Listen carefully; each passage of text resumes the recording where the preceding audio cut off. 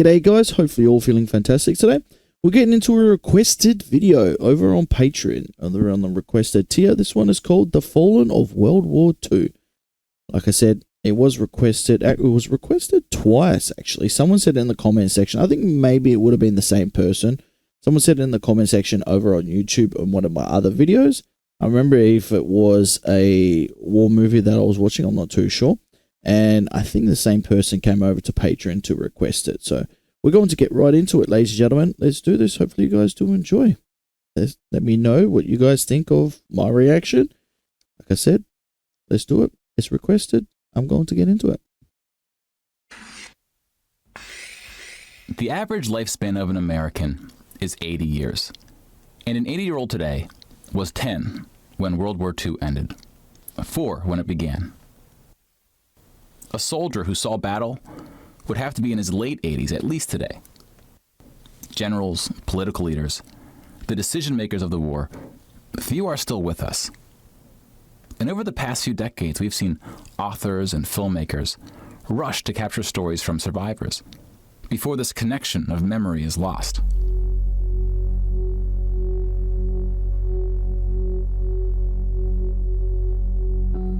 This project is not about individual war stories, and it's not about survivors. We're going to tally up the tens of millions of people whose lives are cut short by the war, and see how these numbers stack up to other wars in history, including trends in recent conflicts. Oh, and okay, this is already getting interesting, man. Already getting interesting. We'll be counting soldiers and civilians separately. Each of these figures represents 1,000 people who died. Civilians were of all walks of life, whereas military deaths were almost entirely men. The average age was about 23. In most battles, for every 1,000 soldiers killed, there are more than 1,000 who were injured. The word casualty can be confusing because in military speak, it often includes both deaths and injuries, and anything else that takes a soldier out of service. Here, we're just counting the deaths, and we'll begin with American soldiers. He's chosen the right music.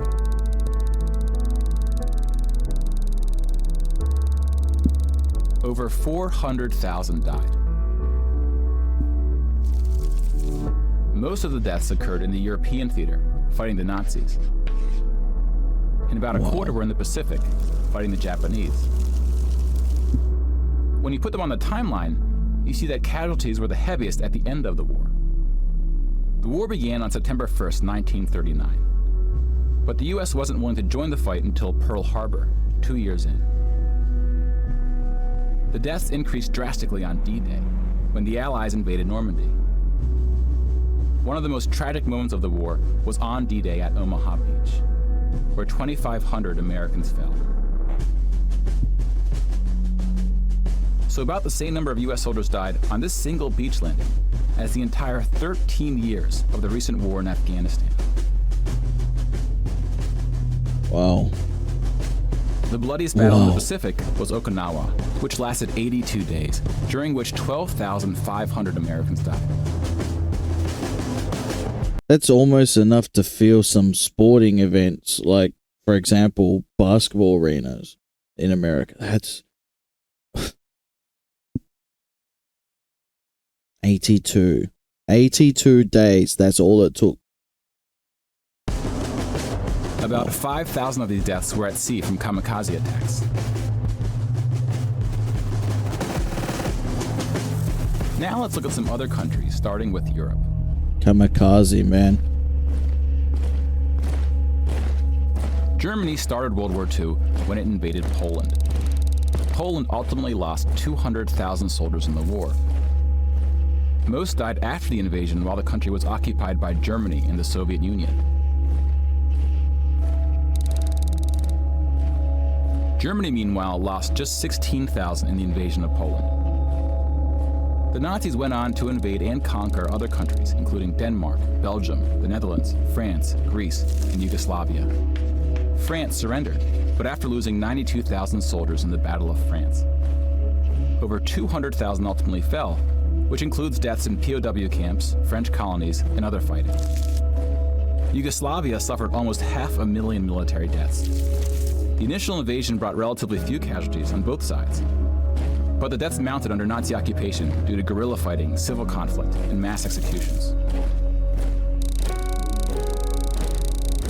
The Nazi invasions were swift, with relatively few German losses. Even the Nazi commanders expressed surprise at their success. And then we have the United Kingdom and the United States, who were not invaded but took the fight to the Nazis. Britain lost about the same number of soldiers as the US, which includes the British colonies. Germany lost about 500,000 soldiers fighting the US and Britain in what is known as the Western Front. Oh. Put that into perspective right now. Just look at this. I know this. That's very confronting.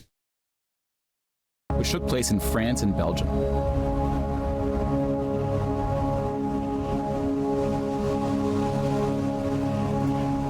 But most Nazi soldiers died in the Eastern Front, Germany's unsuccessful invasion of the Soviet Union.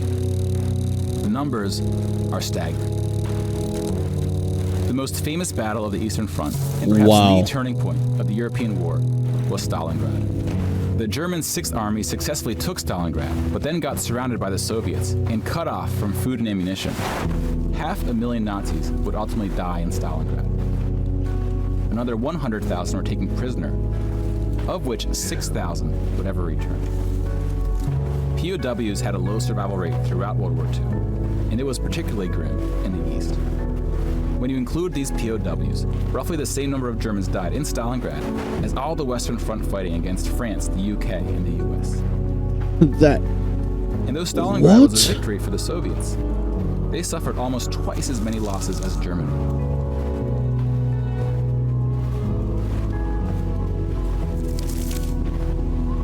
The Soviet Union would eventually That is horrific, by the way.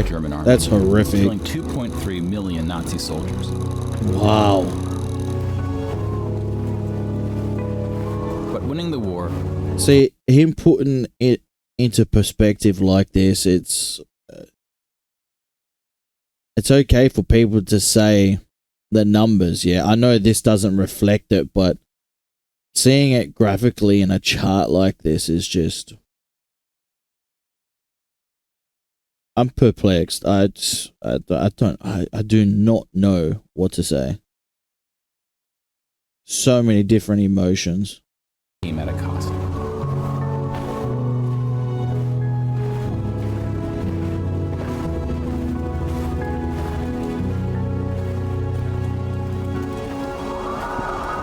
What?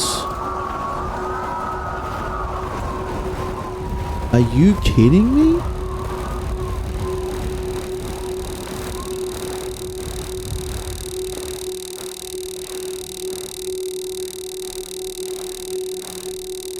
No, bro.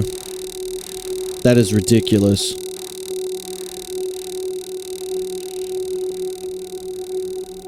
$8.7 million is the official tally by the Russian military, a hotly disputed number. Some studies have calculated as many as 14 million dead. To complete the count of European military deaths, we need to add German deaths from other fronts, including the North and Africa, as well as deaths from other Axis powers allied with the Nazis: Hungary, Romania, and Italy. When you put these European military deaths on the timeline, it looks like this. Oh my lord! You can now interact with the chart to learn more.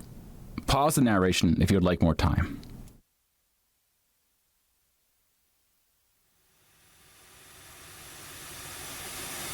And now we switch to civilian deaths in Europe.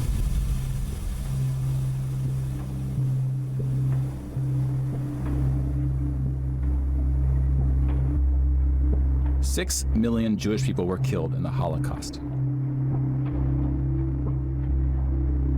If you separate this by country, you see that about half, 2.7 million, were Polish. 700,000 were Soviets, followed by Hungary and 17 other countries.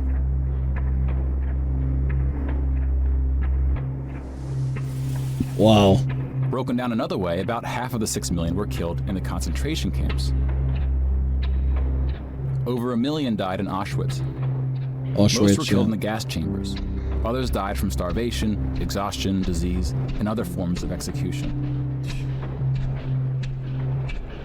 The second most deadly camp was Treblinka, which was exclusively an extermination camp, set up to look like a train station.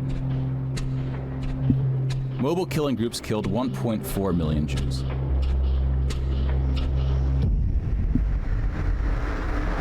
Like with the gas chambers, men were killed first to reduce the risk of revolt. Of course.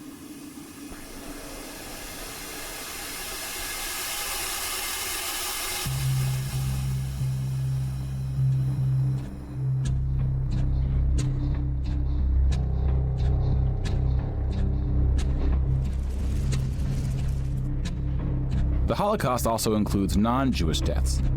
Between 130,000 to 500,000 Roma, then called Gypsies, were killed. The numbers are disputed. About 250,000 people with disabilities were killed. Homosexuals, Catholics, and other groups were also exterminated, but their numbers were relatively small. Some historians say that other civilian deaths should go under the label of Holocaust. About 2 million non-Jewish Poles were killed under German occupation, some of which were sent to the gas chambers at Auschwitz. When you combine civilian and military deaths, over 16% of the total Polish population died in World War II, which is the highest percentage of any country. But not the highest. 16%.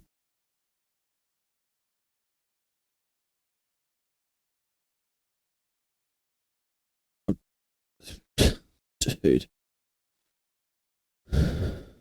So put that into perspective. Let's have a look. So, because I am Australian, I want to find out.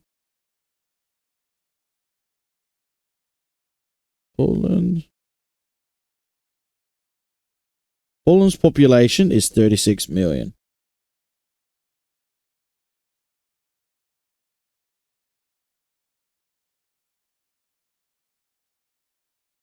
$26 million.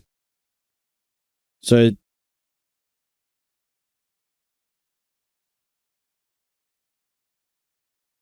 just say, let's calculate this.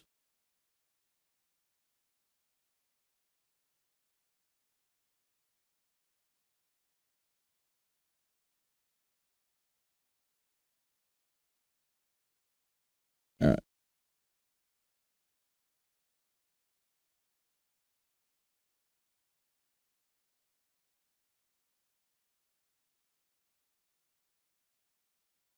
So let's just say that's equivalent to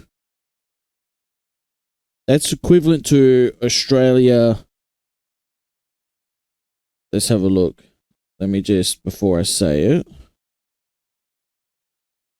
we'll go.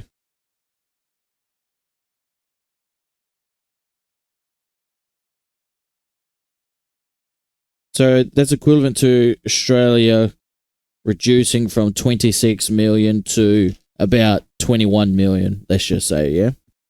Give or take. And that, dude, that's just crazy.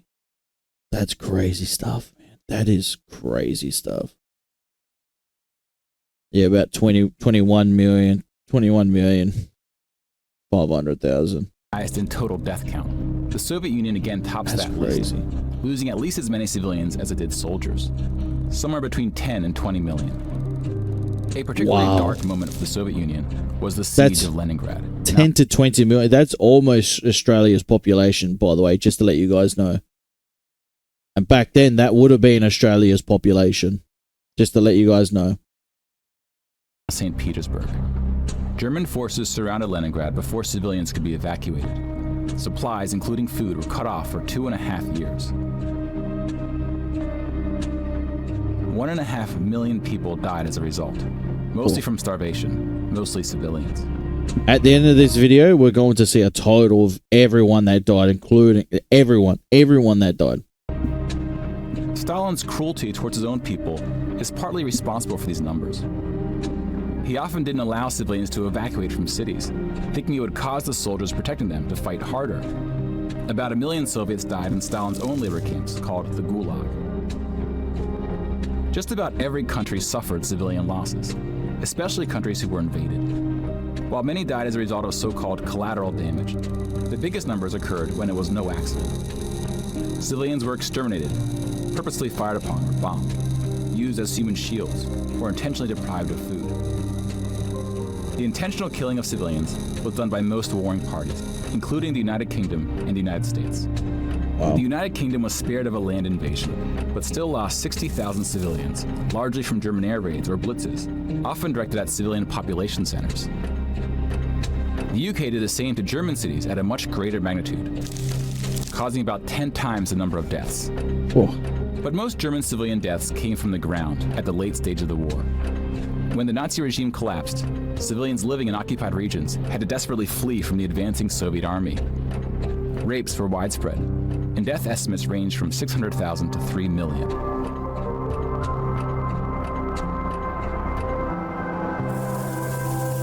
Let's step back and see where we are with the totals. We just counted about 20 million civilian deaths in Europe.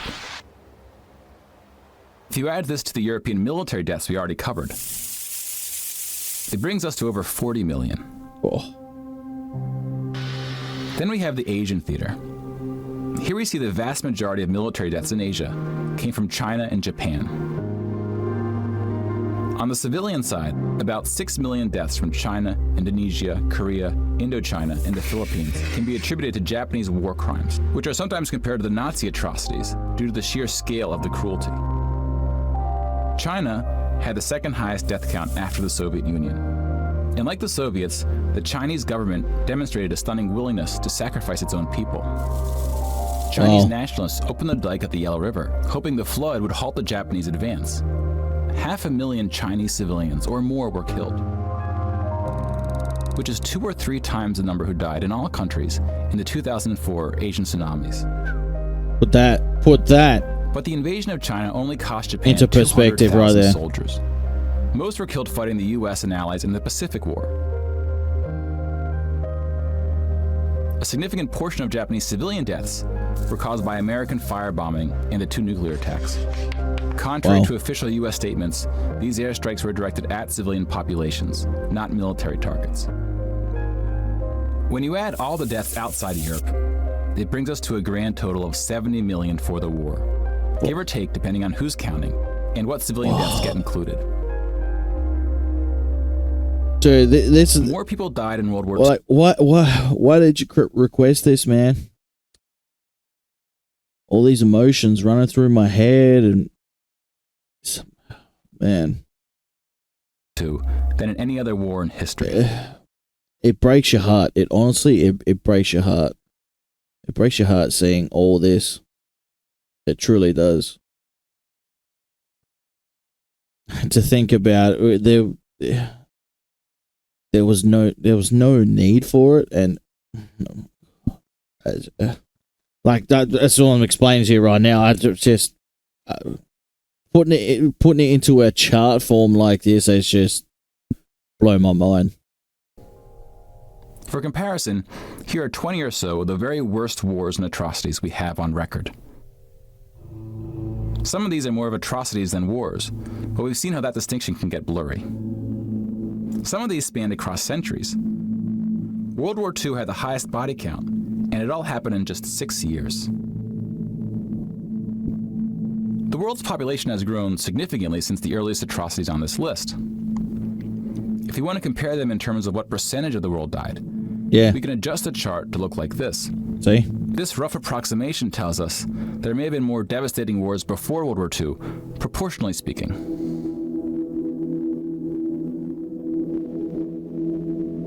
And I've said this like so many times, What if there was life that existed, and what if there was another colony of people that were here before all of us, and they went to war as well and blew everything up? Or on another planet.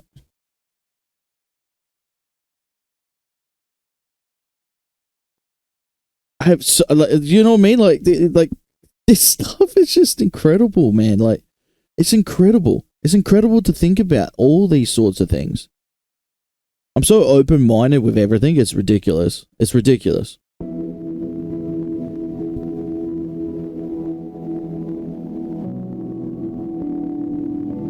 When we turn to post-war conflicts, it's hard to say anything that isn't controversial. But the data shows something quite extraordinary has been happening. In 1989, John Gaddis coined the phrase the long peace to identify the absence of conflict between the nuclear powers during the Cold War. 25 years later, the Cold War is over, and the term is still being used, although its meaning may have shifted. European countries have not fought each other, except for this 10-day war in 1956 when the Soviet Union invaded Hungary. When we look at European wars before World War II, it looks like this. They tend to be more frequent as you go back, though smaller in scale. And the largest 44 economies of the world have not battled each other since World War II. Rich countries have... See, and that's why I explain to people, like, we've had such long run of many years of peace. People tell me a lot, oh, there's no peace in the world anymore. Like, no, like, people don't understand, like...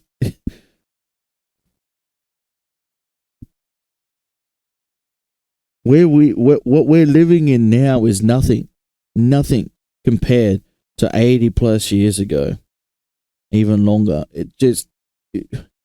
Go back and look at all the wars that have... we're going to be looking at more videos, by the way, just to let you guys know after this. After this, I want you guys to request some stuff right now in the comment section for me to watch. Remember, I'm Australian, so I haven't learned a lot about these sorts of things. Just remember that, yeah? I haven't learned a lot. Gallipoli, yes, but not about these sorts of things. Fought poorer countries, like the US versus Iraq. But rich countries have not fought other rich countries. Such a period of peace between the so-called great powers hasn't been seen since the Roman Empire. To many, peace is too strong of a word. Wars have occurred since World War II, and they can be grouped into these four categories. We don't see colonial wars anymore. We've already noted that interstate wars between rich countries have not occurred at all. And here we see wars involving smaller economies have tapered off. That leaves civil wars of two types, with... And we know there's currently some wars going on, you know, with Palestine and Israel. There's a lot of them going on, yeah? We know, we hear it, we understand it, you know what I mean? We know about this, yeah? So I understand on both sides where a lot of people are saying, you know what I mean, but there's still no peace. Just think about all those numbers that we've just seen put into perspective now. It's ridiculous. It's absolutely ridiculous. And without foreign intervention. And this is what these battle deaths look like alongside of World War II. More people died fighting in World War II than in all the wars since. And again, we can't forget about world population, which has almost tripled since World War II. If we scale these numbers to show deaths in proportion to world population, showing the likelihood that a person on Earth dies in battle, the downward trend becomes even more pronounced.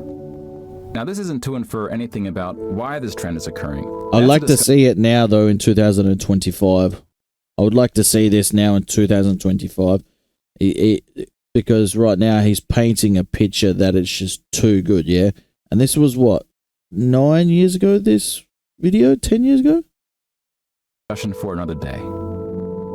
You can now interact with this chart to explore what conflicts are behind the totals. Now bear in mind, we're just looking at battle deaths here, not civilian deaths, but those too are in decline. Peace is a difficult thing to measure. It's a bit like counting the people who didn't die in wars that never happened. We give such importance to the word peace, but we don't tend to notice it when it occurs, or report on it. Sometimes it takes reminding ourselves of how terrible war once was to see the peace that has been growing around us. Of course, this trend may not continue, and it's not clear how looking at these charts can help us make the right decisions and ensure that it does. But the longer the long peace grows, the more significant it becomes. So if watching the news doesn't make us feel hopeful about where things are heading, watching the numbers might.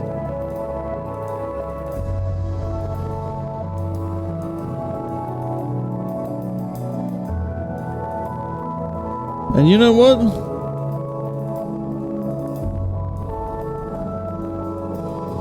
You know what? Now that I've watched this,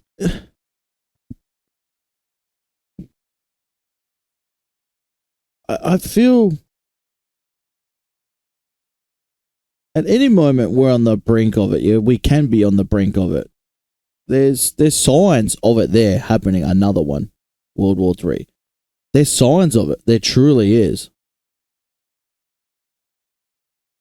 But this gives me hope. This does give me hope. It does give me hope.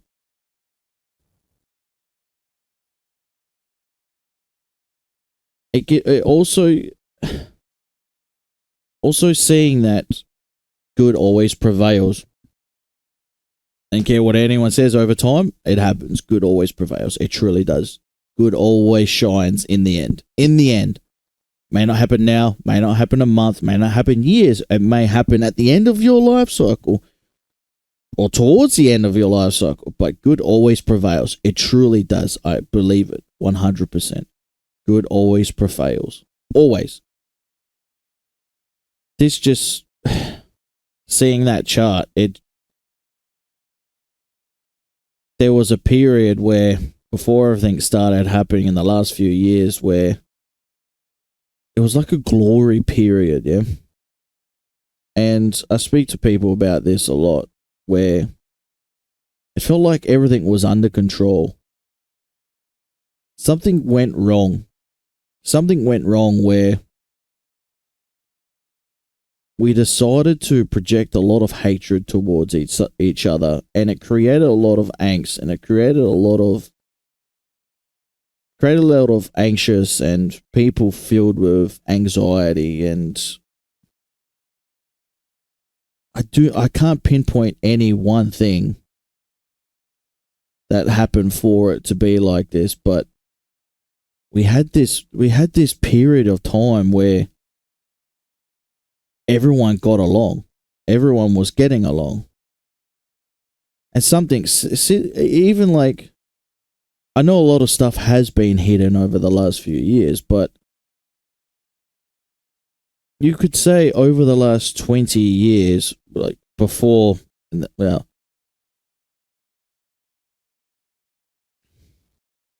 over the last 20 years, things have been progressing. You could say maybe things they've been bottled. They've been, like, people have been bottling up a lot of things. And over the last 20 years, you've seen it increase, people's anxiety, people's levels of, I'm talking about leaders and different nations, yeah? You've seen it, and then it reflects to the public as well, and you see people underreacting, overreacting to a lot of different situations that are happening around the world. And it's sad that there's so many leaders out there that want to go against each other. They want to fight because they want the dominance. They want the power. The stubbornness takes over. And also at the same time, they don't want to let their people down, because if they, you know what I mean? Like, you don't want that. You don't want that. And that's where it all plays into its role where we are in 2025. And it's sad, because instead of working with peace and coming to an agreement with a lot of things, we're still finding anger ruling the world. And like I said, I'll come back to it now. Good always prevails, and you will always see it shine through. So seeing this as a perspective as well, ladies and gentlemen, when it comes to a chart like this,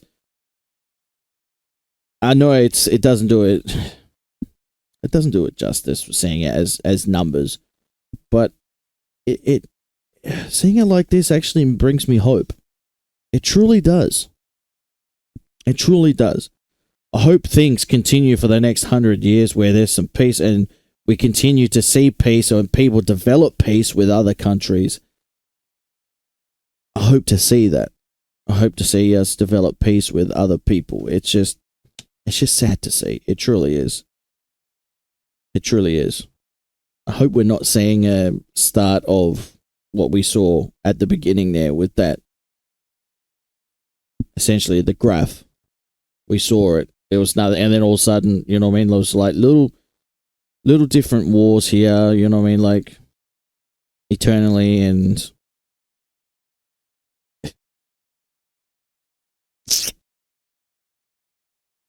then all of a sudden you send the big boom in World War II, and obviously what happened in Pearl Harbor too was one of the main kickstarters of it all. But yeah, guys, let me know in the comment section if you want me to see more videos. I would love to see more videos and learn about these different ones, even like different wars like that are in your country, or more about Poland. Let me know in the comment section, guys. Send me a link to it. I will watch it for you guys. If you want as well to request it over on Patreon, I'll get it done instantly for you. Guys, thank you very much for watching. Hopefully you did enjoy it. I'll speak to you later. Bye-bye.